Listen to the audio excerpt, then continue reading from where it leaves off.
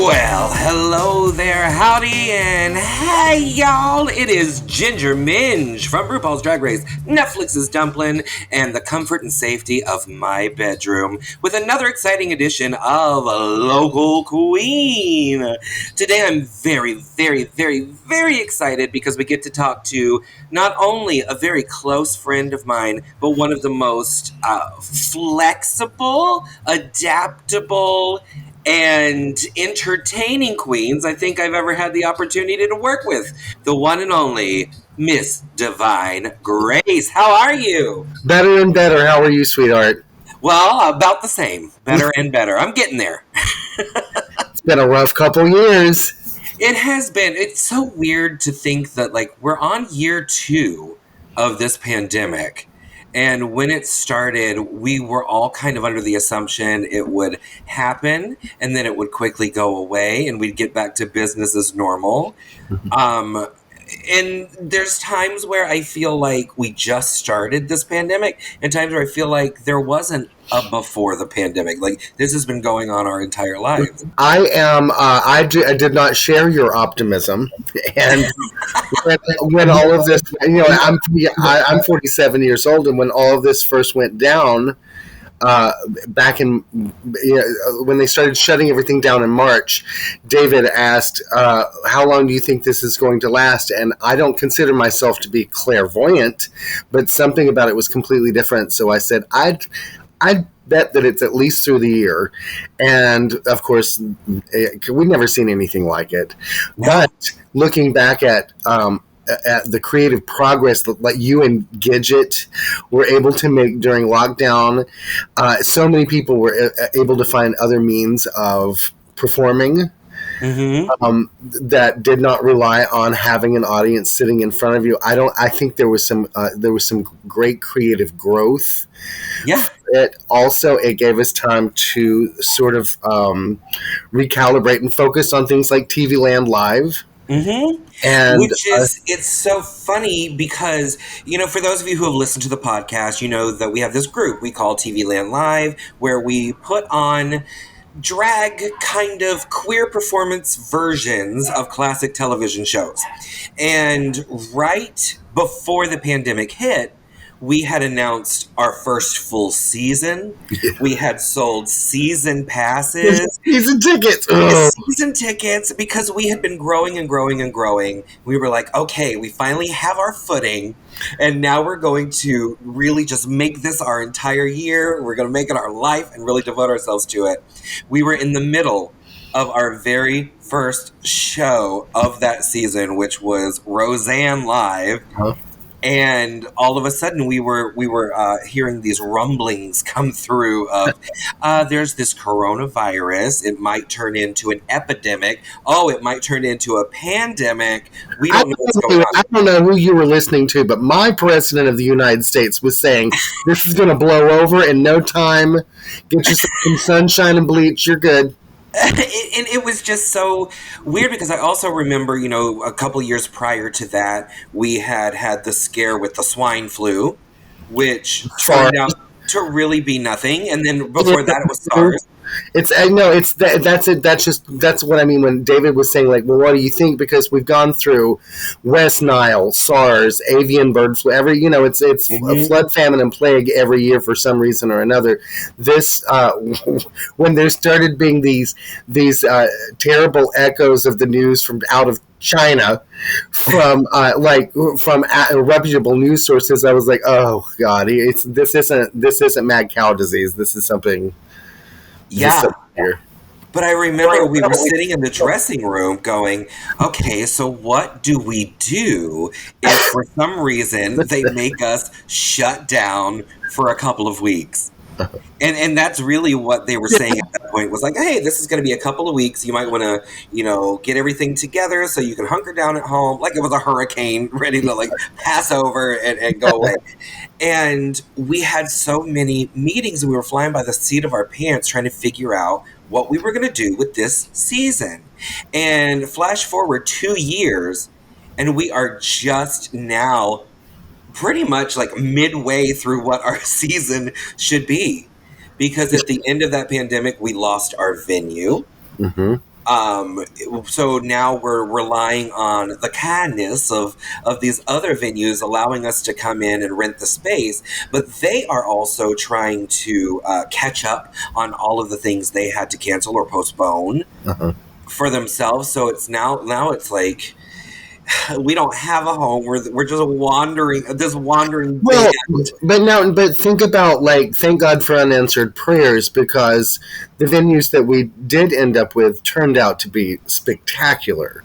Like, Yes. with Claremont Performing Arts Center, even the Abbey, like, being able to perform in broader venues, especially with Claremont, turned out to be a mixed blessing in disguise. Yes, absolutely. And I will say that I think we are now bigger and better and stronger than we would have been. Yeah. But who knew that 2 years ago? Yeah, it's hard to think that way from an ICU ward. Well, and I also remember during that final week of Roseanne, literally days before the lockdown orders were put into place, I also got the call about doing All Stars 6. Like, we were in the dressing room talking about these things. And so we were like, how are we going to go into this lockdown if I'm supposed to go and film an entire season of Drag Race, which ended up getting pushed back a couple of, like, it was just crazy and uncertain. And basically the only reason we're talking about this is because we know you can all relate to us on a visceral level. Again, to think about how much great work, even with costuming, came out of that because of that lockdown period between you and Gidget. It was fantastic. It made me so proud to watch the two of you sort of thrive and bloom in such a desolate atmosphere. It was great. Well, we had about 2 days of panic and maybe another day of, like, depression. And we went, okay, well, what are we going to do? Because we still have bills to pay. We still have to figure out how we're going to fund the entirety of our season. And for those of you who are just kind of like a passing fancy with the TV Land Live, you don't really know the ins and outs of it, which will be most of you. A lot of ticket holders have questioned, like, hey, where did, like, girl, I'm not trying to call you out, but where did all of the funds go from the season tickets?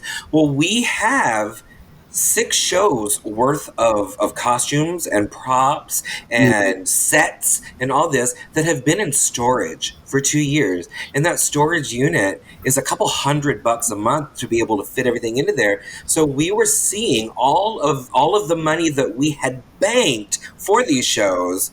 Not only had we spent them on the shows, we were raring and ready to do them, but now we've been dusting off the cobwebs after 2 years because they've been sitting in storage. Nobody would ask those questions if they ever saw Gidget's living room with a gigantic fake harp sitting in it. You've got monsters in Gilligan's Island, and you've got foreheads of Golden Girls wigs in the corner. I don't, bless her soul, she's never reclaimed her living room. No, it's her living room, and my 2-car garage is full of Golden Girls curtains and chairs and all the wicker and rattan furniture you could ever imagine. So it's like we were watching the funds being taken out every month for storage and all of that, and for also, like, paying off the things that we bought, because we were like, we're going to really invest and make our shows great.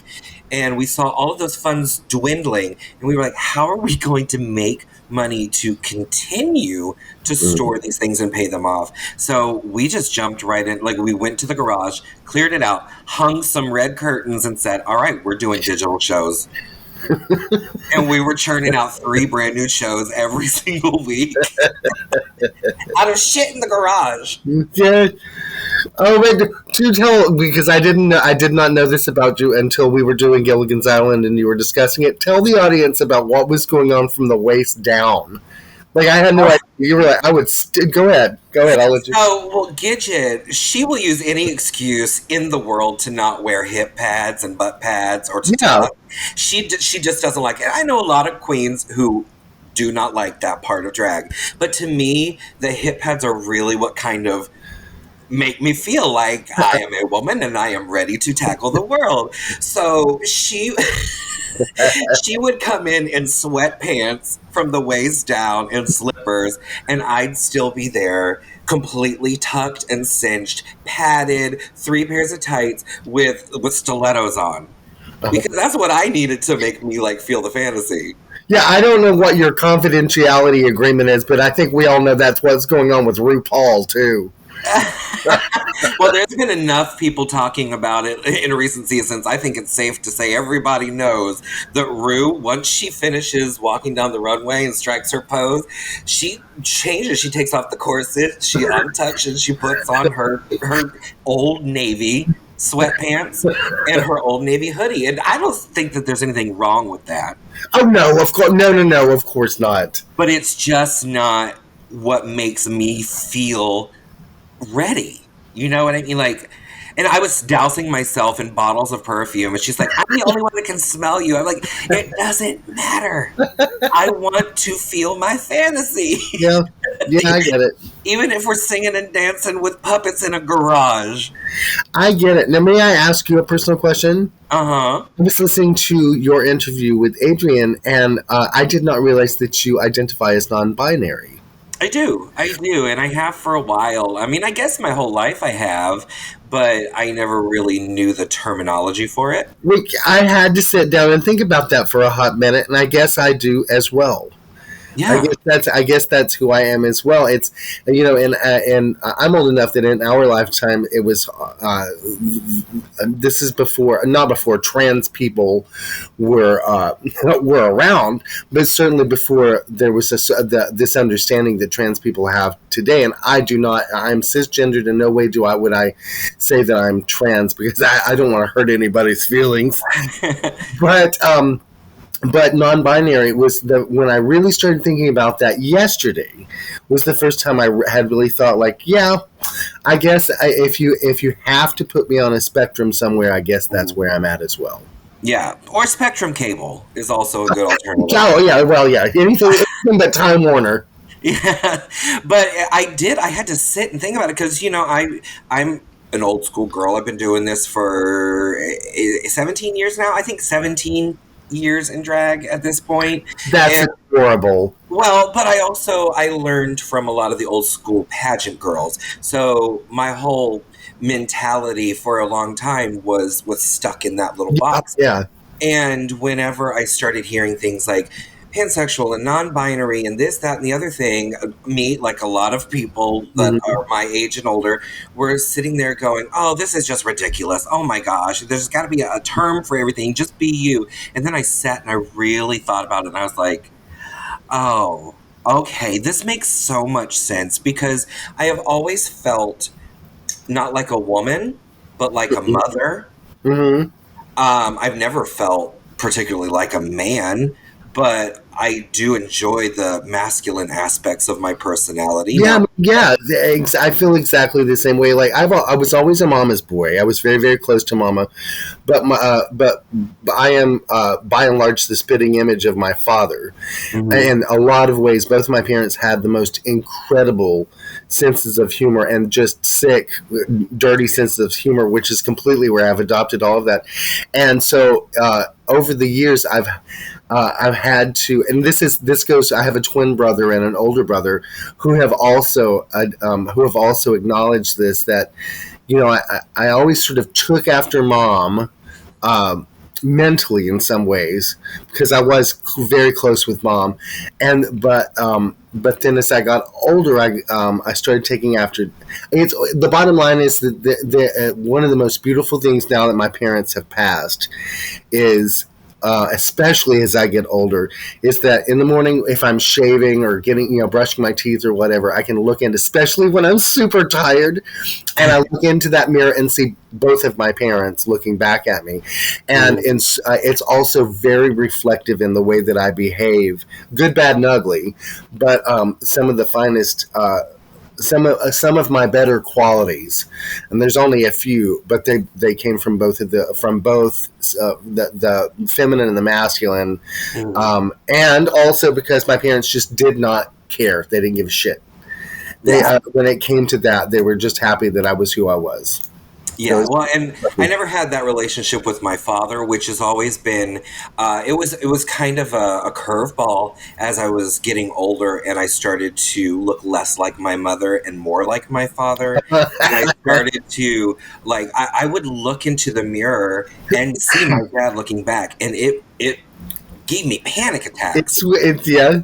Yeah. And I would be sitting on the couch, and I remember my dad when I was growing up. He would lay on the couch with his ankles crossed, like tapping his toes and twirling his hair in his finger. And honestly, that's why I shave all of this off now, because my mom pointed out that I was doing that one day, and it hurt me so bad because when I was growing up, we did not have a good relationship, and all I wanted was to grow up and be a better man and a better father than he ever was.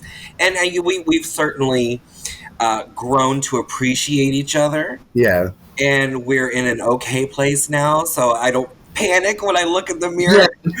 But there were some years where I was like, oh shit, this is not where I saw myself going.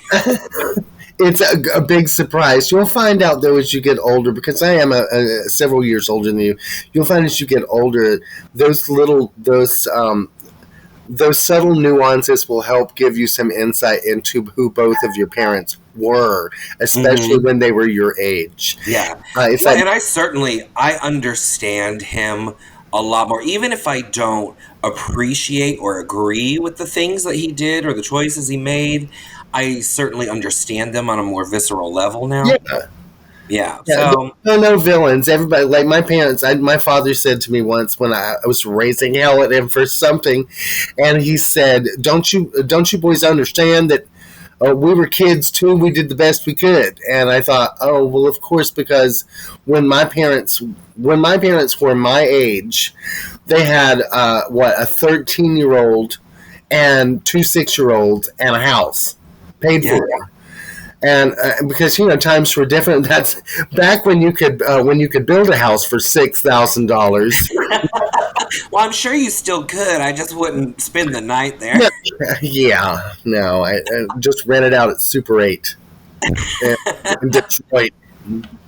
Well, I think it's so interesting that you bring up this "there are no villains" thing, and it's because when I sat down to write my book, my book is coming out later this year, and it's all of my life story peppered in with recipes that kind of shaped my life from people that really meant a lot to me. And when I was sitting down with my writing partner, she was like, I've done all this research on you. I've watched all these episodes of Drag Race. I've listened to your story. I really feel like I know you. And I said, the one important thing I want you to take from this conversation is that my father is not a villain. And I feel like Drag Race really portrayed him that way because Drag Race is reality television. So it boils everything down. Yeah, it really boils everything down to like the essence of what it is without the nuance. And I said, my father made a lot of bad choices, and it took me a very long time to come to terms with those. But I also don't want him to be a villain in my story because I feel like I probably wouldn't be who I am with the heart that I have and the morals that I have without him. Mm-hmm. So it's been a really interesting fine line to walk while we're writing this book, this story of my life, reliving all of these traumas, but also coming through it with a greater understanding of everybody involved. I just want to say to the listeners that after your first season of Drag Race, when you were putting together Crossdresser for Christ, an off-Broadway show, mm-hmm. and you and I were writing together. That was I'd known who you were for several years, and we were tight and close, that sort of thing. But I just remember sitting on your porch and you sort of laying out the hilarious stories about your mother, your father, the other woman, and how everyone's all tight, like this whole relationship between your mother and well, anyway, yeah. And hearing you sort of lay out the story of your life, I found A, I found completely fascinating, and B, because I'm also a Southern queen, I found so much of it so incredibly relatable. Well, and it's so weird because you talk to people who aren't from the South and don't understand those family dynamics, and they go, "This is untrue. None of this happened. This is bullshit." I was like, "Oh, this happened and more." Yeah. But you barely believe this happened, so I'm not even going to tell you about the crazy shit. It's that line from Designing Women where she said something to the effect of, Southerners don't hide their crazy people. We parade them around, put them on the front porch. That's No, we're not the Yankees. We don't hide it. They're not crazy. They're eccentric. Exactly. Everybody's got demons, girl. We dress them up. Speaking of dressing up, I know we haven't even started our actual interview yet. This has just been our pre-conversation, which has been so lovely. Sorry, tangents. I'm sorry. Yeah, me too. I'm Tangina. Yes, I totally go on tangents all the time. Into the light. So, just a quick Reader's Digest version for everybody listening right now, just to get to know you a little bit better. Kind of tell us about Divine Grace. Actress, authoress, activist, and asshole. That's how I always. Divine Grace is, as of Thanksgiving this year, will be 30 years old. Look at how far I've gotten.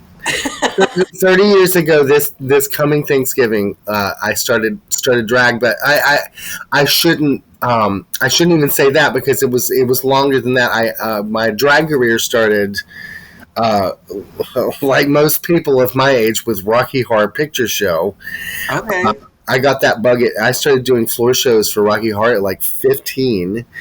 And it wasn't like it wasn't the so much the transvestism or makeup or any of that. I love an anti-hero, and I've always been into that sort of Frankenfurter, Ursula, that sort of type. And then when I got into, I spent my senior year of high school at the North Carolina School of the Arts, so it was basically boarding school, college prep, and now I'm surrounded by all these actors, singer, dancer types, and I was going home. There was a group of us that were going into Asheville. I'm from Asheville, North Carolina. We were in Winston-Salem, about 3 hours away, and I had just started going to gay bars. It was very exotic, and I saw my first drag show and thought, you know what, I could do that. Let's give it a shot. And they were having a talent show. And I thought, you know what, let's do this like full tilt boogie. So I got, there was literally my first drag number. I did Bette Midler's Big Noise from Winnetka, which is this old disco number with a big monologue. And I had it down pat. And I had like 3 guys carry me in on a platter. And 3 harlots, like this is before everyone was actually doing production numbers sort of things. Mm-hmm. And we drive 3 hours up, full costume, and get to the front door, and the guy at the front door says, "So, why are you guys all dressed up?" And I'm like, "We're here for the talent show." And he says, "Oh, we moved that to last week." And I'm like, "Are you kidding? Like, we just drove 3 hours?" And he was like, "Well," and it turned out to be the owner, Art Fryer of Scandals, Asheville, North Carolina. And he's like, "Are you any good?" And we were like, "Oh, we think we are." And he said, "All right, well, we'll give you a number." So we all filed into the dressing room. Now, mind you, I didn't know not one thing about drag makeup or any. My hair at the time was shoulder length. I had it all piled up, and was wearing liquid foundation. Do you remember that? Oh, yes. Liquid foundation, so I looked like I'd gone bobbing for French fries at McDonald's. All of these older queens were like, "Girl, honey, cover." This was the first time I ever heard "cover girl does not cover boy. Sit down." And so they're powdering and da-da-da. And this is just minutes before the show. I was using water balloons as tits at the time because they had a great jiggle. There was no, thank God there was no, any water damage. And we came out and did the number and got this huge ovation. And the owner came backstage and said, "When can you start?" And I said, "Well, I can't really start right now. I'm in college or in high school. I'm going to School of the Arts. And he said, well, are you coming home for summer? Are you home for the summers? And I said, yeah. And that's how I started my career, was that I would do summer gigs at this nightclub in Asheville. And then my freshman, then at the School of the Arts, I became prom queen and homecoming queen.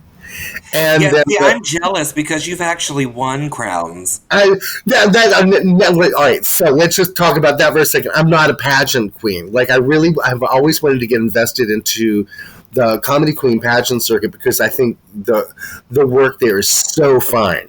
They do such good work. But when I first started looking into that, I don't know, 6-7 years ago, I thought, you know what?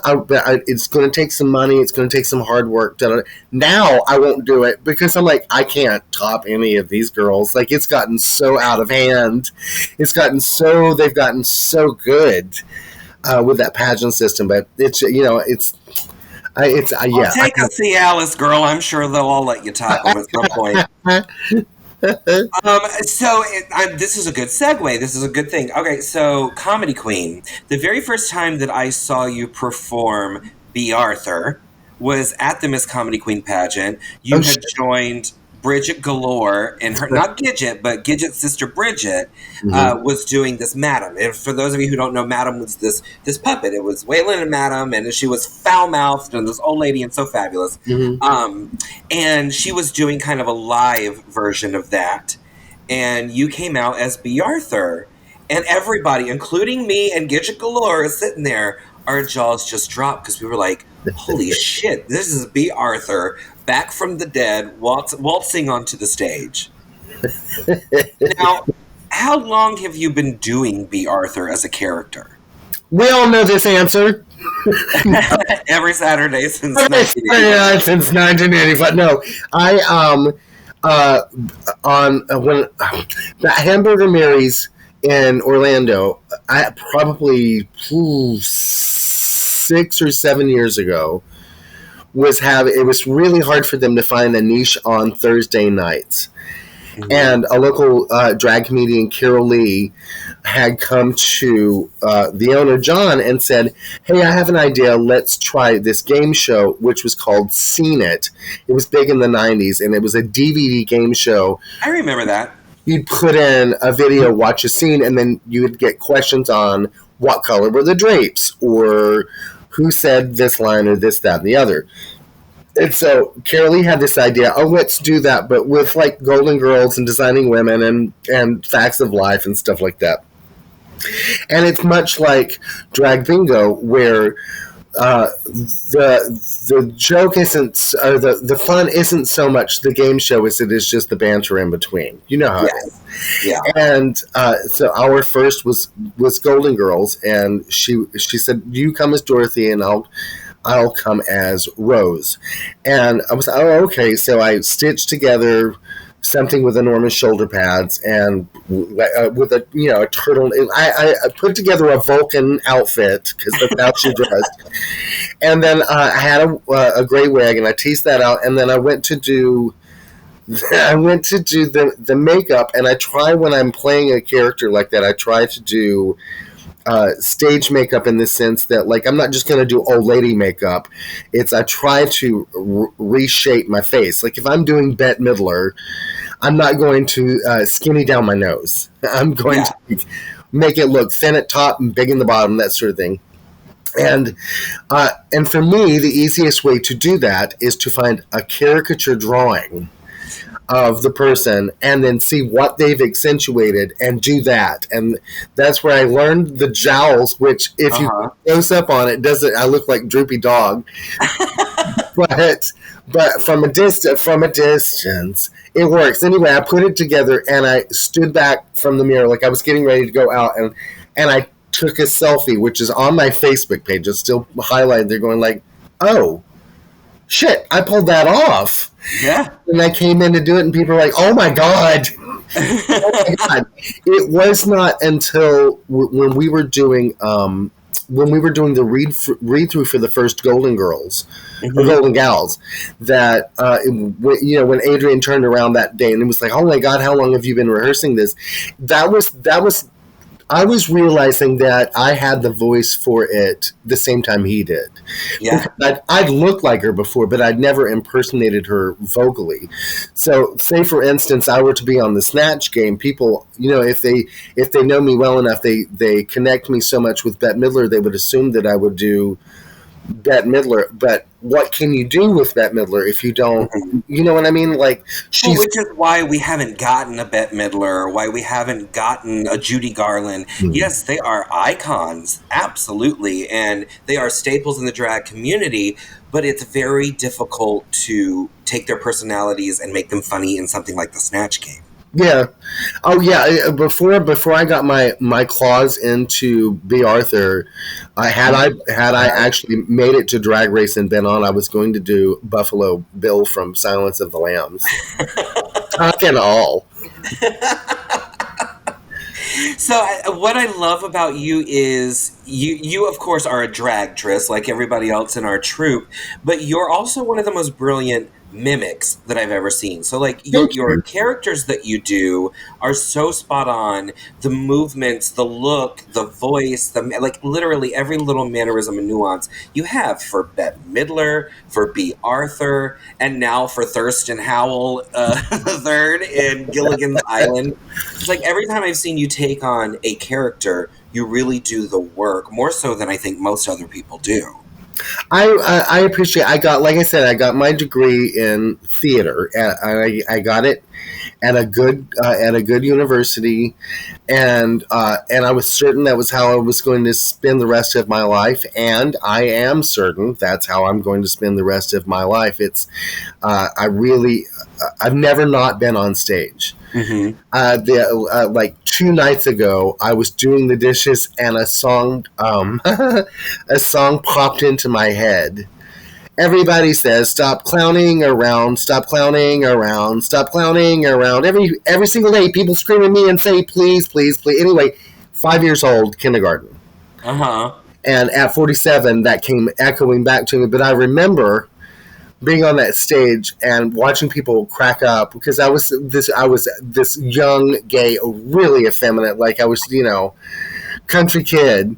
And everyone that's before you were perfect, when it was just, isn't he adorable? And I never recovered from that. I've still never recovered from that. And it's I enjoy serious dramatic acting. I really do. And that's a side of me that I don't think most people get to.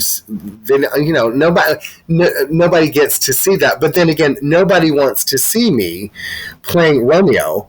Do you know what I mean?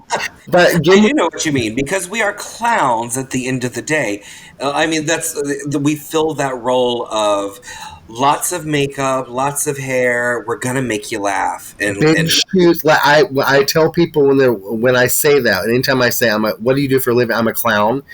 I've had so many people say to me, "Don't say that. Don't depreciate what you do. It's more than that." And I said, No. I put on crazy hair, crazy makeup, big shoes, and a weird outfit and make people laugh.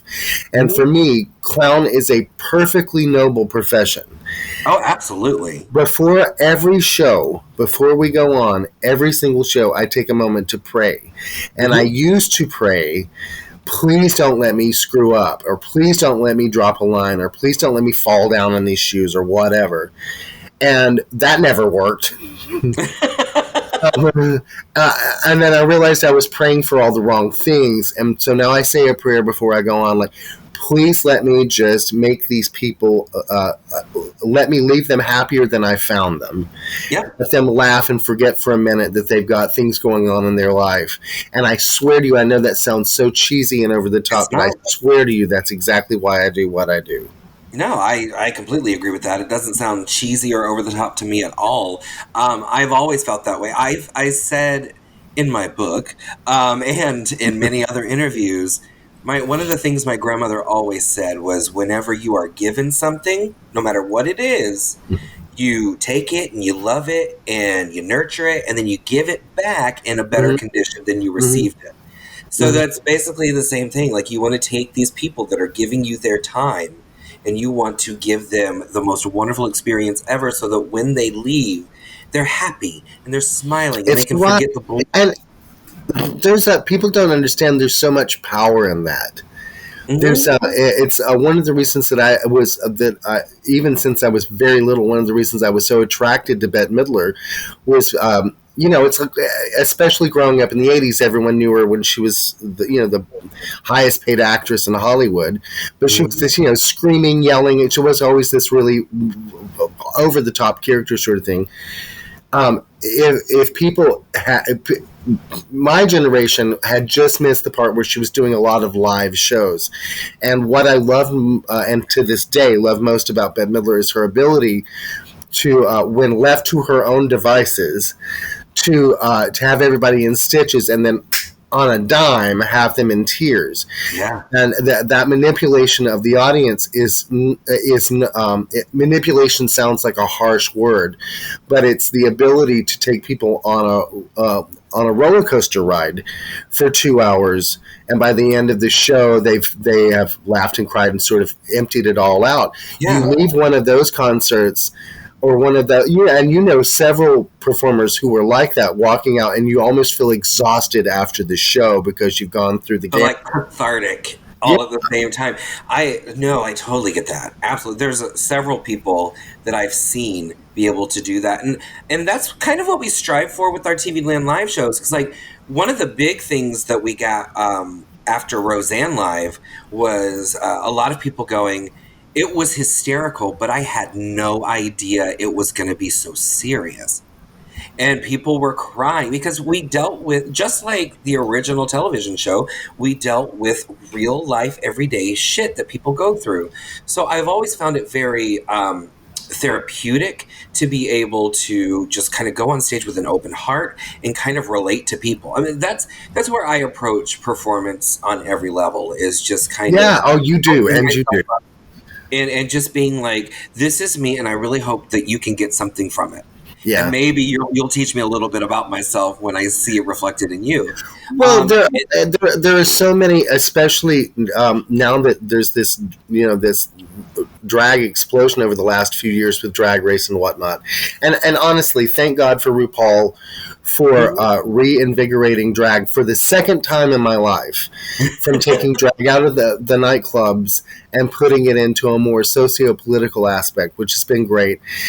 Because I remember, I remember right before Drag Race, I was in an off-Broadway drag show and then stepped across the street in full drag to a gay bar and was getting dirty looks from these pinky raised muscle queens because I was in drag. Yeah. And not so much anymore. So that's been invigorating. But there's also sometimes, especially, and I'm not poo-pooing the young girls at all, but there's something missed when you're focusing on death drops rather than I don't want to say the material, because there's only so much to do with Britney Spears, but you know what I'm saying. And I'm a theater queen. And people, I think, will always see my drag as she's an old theater queen, and I am fine with it. I can't do what these kids can do anymore, and I couldn't do it when I was a kid. I bring what I bring to the table. That's all I can. Which I think everybody should strive to be different. And that's one of the biggest, when new girls come to me and they're like, what suggestions do you have? I'm like, first of all, you need a good foundation, because just like a house, if it's cracked, you're going to crumble. But second of all, you've got to find what inside of you is the gift that you can give to the rest of the world, and you have to focus on that. Mm-hmm. You can't look at TV or go on Instagram and say, this is successful and this is what I like, so this is who I am. No, you can take aspects from here, there, and everywhere. I've done that for the last 17 years. I've taken aspects from everybody that I love, pieces of it, but it's all held together by who I am in my core. And it took me a really long time to be comfortable enough to share that with the world. It's funny you say that, though, because ever since I remember the very first time I ever saw you perform, and this has been almost 9 years ago, and so I've known you pre-Drag Race. And when you were hitting your stride in Orlando very well. That was the reason that we went to Broadway Brunch. Was like, oh, you have to see Ginger. You've got to see Ginger host this show. She's the best part of the show. She said the show was great, but they were like, you're going to see Ginger. And, you know, everybody in Orlando was saying the same thing, like, this girl's going places. And now you've gone to all the places. All of them. Right. Right. But I always come home. You sure do. You sure do. And everybody in, I think all the local queens, all these local girls get it that the beauty of it was, now I've seen how you've changed as well, because the business of show became a legitimate business. When drag was your business, it was one thing. When Ginger Minge became your business, because you are, for all intents and purposes, a corporation at this point, then but I love that you never stopped being Joshua. I love that you never got, I mean, you're always Ginger, but I love that you never stopped being the person that I met. You just got better at it, and bravo. We're all real proud of you. We're all so proud. Thank you. I appreciate that. And my whole intention of going off and doing Drag Race and trying to open more doors for myself was so that I could take all of the people that I loved and respected from home by the hand and lead them through those doors. And you said that before you got on the show. And let me tell you, when they're lining up for that meet and greet after a show, I know they're not like, I cannot wait to see Divine Grace. I just don't know. We know why they're there, but if you can get their butts in the seats so I can show them what I can do, I'm good too. I'm good. But I also think that it may have started that way when we first began doing our shows, but now we've all got, just like the real Golden Girls, we've all got our devoted fan bases. So there are people who are there for Ginger Minge, but there are also people there for Blanche. There are people that are there for Dorothy, but also there for Divine Grace.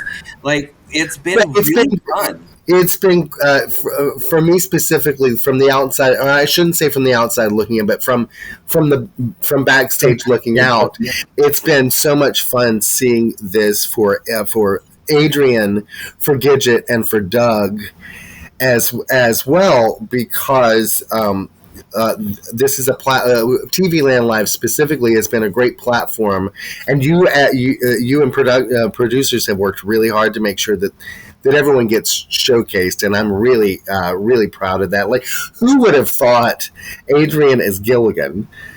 You know what I mean? And he shot. Everyone that I talked to was like, oh my God, he had so much energy. He's got this. He nailed it. And our goal, like we said with Adrian on the last episode, our goal is never to impersonate the people, to impersonate the characters. It's to kind of grab that essence of them and give you the things that you expect, but also kind of re-examine it through who we are and through our queer lens. And I think that Adrian as Gilligan in Gilligan's Island is a perfect example of that. Because she gave you enough of what you expected, but also something really new and fresh and something really hurt. But Doug Bowser as Skipper too. I mean, literally, there were moments where I forget. I know Doug is he's an accomplished actor and he does well. It's sometimes that I forget. Even Doug remembers slapstick.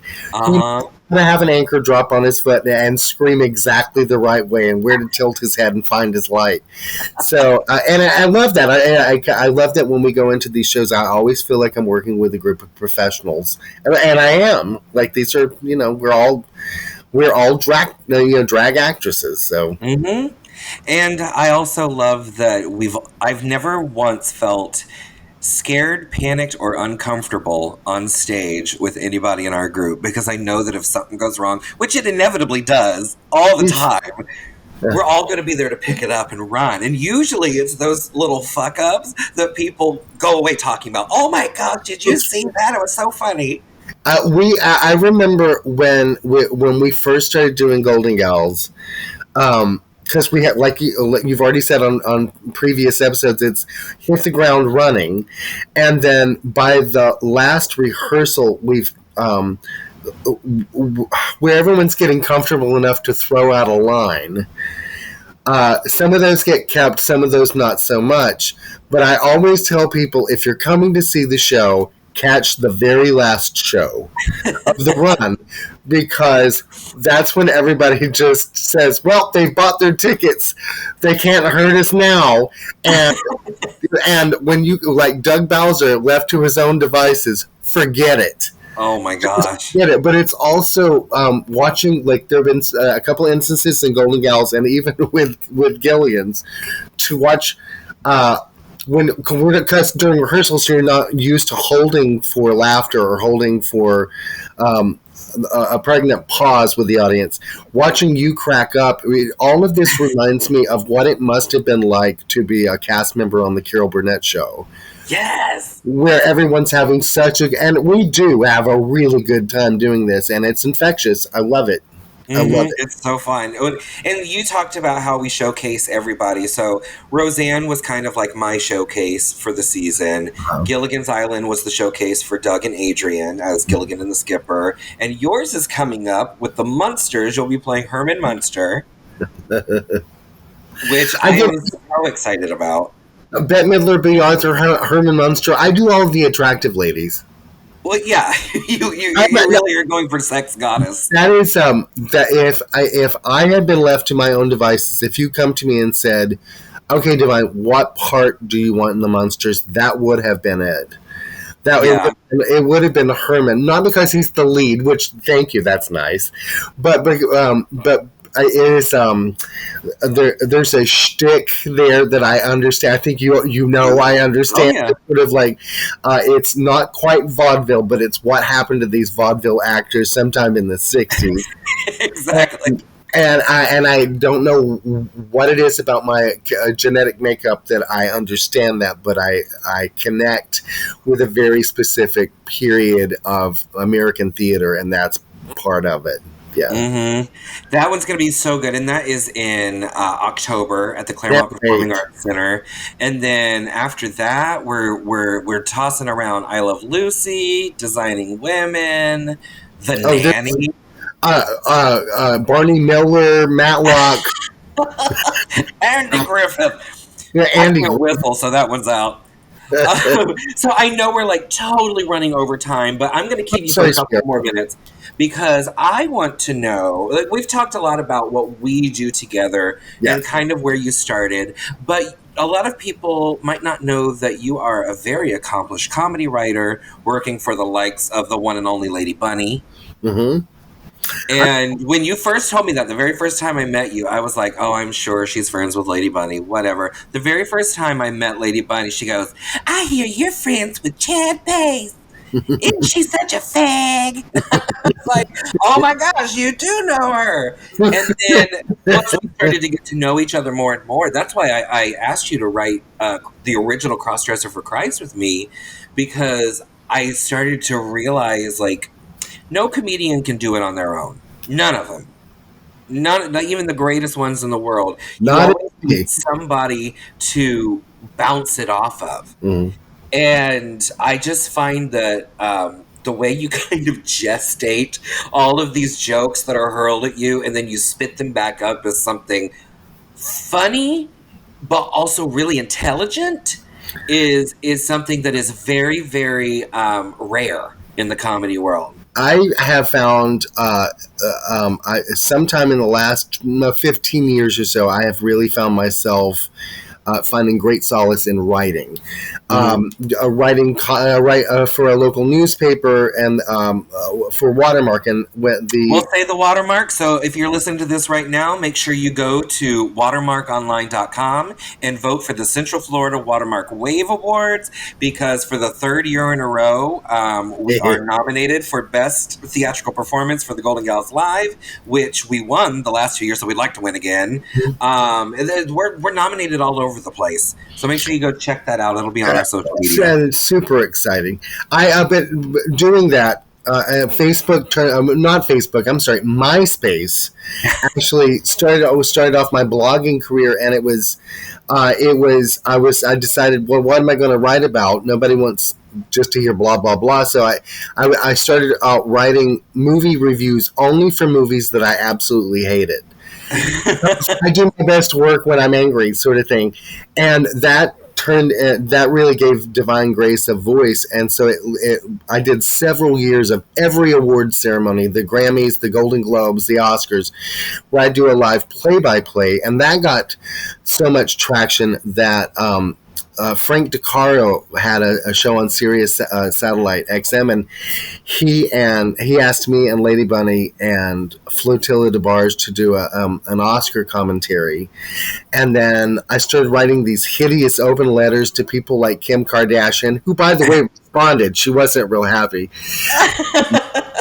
I've written all these hideous open letters that ended up being. I read when Elton John had been paid $1 million by Rush Limbaugh to perform at his wedding. I wrote something just awful about that, and that got all this traction. And Michelangelo Signorelli was reading it out loud on the show. It picked up. My voice, though, is changing in such a way that it's becoming more and more difficult for me to write for other people because of how I construct a joke, and because the crux of much of my material is in its alliteration and how the joke is constructed, not so much the punchline. So yeah. I'm closer to a John Oliver or even a Dennis Miller than I am, say, like a Bob Saget. Well, that and the Pulse. But you know what I mean? Like, and I work blue, and I work from, I don't want to say from a place of anger, but like when I got this gig with Watermark, the editor at the time, may rest in peace, Billy Main, said, I have two caveats for you to get this job. One is that you write as Divine Grace, and two, that you only write about things that piss you off. And that's where I do some of my best work. It's just hateful, nasty. But I also think that's so relatable, because a lot of times it's always, to me, in my experience, it is better that when you are angry to find the humor in it.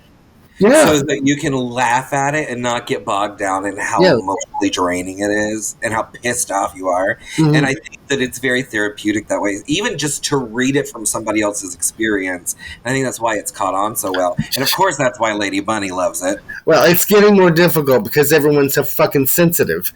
Like, it's literally, I made a joke the other day about a celebrity had passed. And of course, that when you do that, especially when you have a large enough following, it's going to hit enough people the wrong way.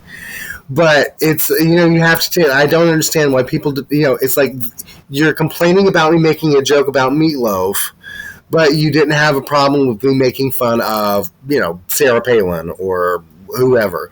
So it's insult comedy is a double-edged sword, of which the only person I've seen really get it down pat since Don Rickles and Joan Rivers is Bianca Del Rio. And I can't imagine the amount of hate mail that she gets too. I wish that people understood, though, that it is not really coming from a place of anger or hate or any of that. It's just trying to turn chicken shit into chicken salad. Exactly. Yeah, it's just like, you just want to laugh about it. You want to poke fun at something that isn't funny, so that everybody it takes the tension off. Yeah, no, I totally get that. So before we go, I want to ask you 4 questions that I ask all of our guests. Yes, ma'am. Number 1, what is the worst performance you have ever given in drag? The one you're most embarrassed by? Oh, I wouldn't even know where to start. I'll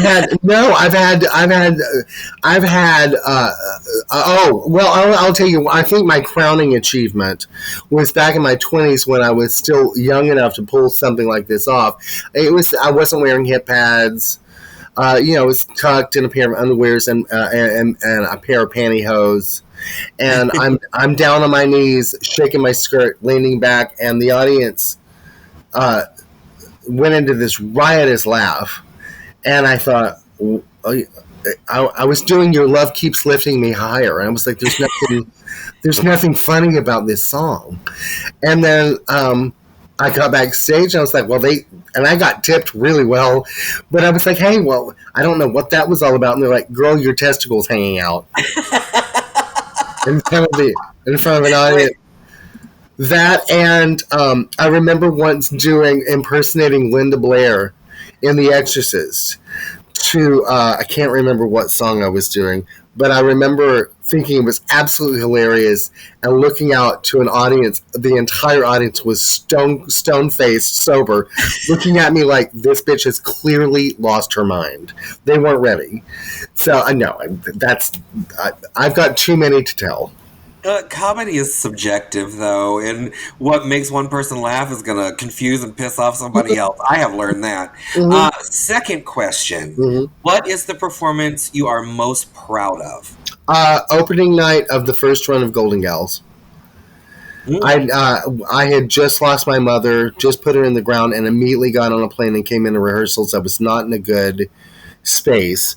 But both of my parents had really that was a ritual in the 80s when we were kids. On Saturday nights was Fast Food and the Golden Girls, mm-hmm. and I could during the curtain call I started sobbing because it was literally like I got to send Mama off. I knew she was watching. I knew that she was like, oh, there we go, and it was and that moment. My mother's death, when I think of my mother's passing, that will forever be linked with the happiest moment I ever had in my theatrical drag career, period. I have a very similar thing. The night before we opened, yep. My grandmother, we put her in the ground because she had passed away. Almost the same day that your mom had passed away. Yep. And it was rough. We didn't know if we were going to be able to open the show because neither one of us were kind of there. Yep. Well, physically or mentally. And it just happened. And I know just exactly what you're saying. It's like, oh my gosh, this is mm-hmm. therapy. This is exactly what I needed when I needed it. Yeah, happiest moment I've ever had in drag. Yeah. Mm-hmm. Me too. Yeah. So question number 3. What is your definition of a local queen? Well, that's changed over the years because local queen to me would nowadays would have meant Gidget, would have meant Adrian, would have meant now Doug as well. Now local queen means you too. So it's I think people forget when they're talking about I think there's a local versus drag race thing that people like to bring up, and I understand that because of booking issues, and it sometimes is a struggle to get a booking when a bar is telling you we can't pay you more than $50, we just don't have it in the budget, and $6,000 later you have Victoria Parker on stage. Yeah. So it's sort of that sort of thing, but so people, I don't. A local queen is a hometown girl. That's how I look at it. And for a hometown girl, we have our Gidget Galores, and we have our Adrians, and we have our Ginger Minges, and we have our Roxy Andrews. Mm-hmm. And do we still have Tyra Sanchez? No, I think she's in Atlanta now. Is it safe for me to say that? Or do I need to call a bomb squad? I'm sure she's not listening, girl. Do I need to call a bomb squad? Oh, I was there that day. That was stressful. It was a stressful day. So I totally agree with what you're saying. Like I've always said, I am a drag race girl. I travel the world. I've done movies and TV and all that kind of stuff, and it's great.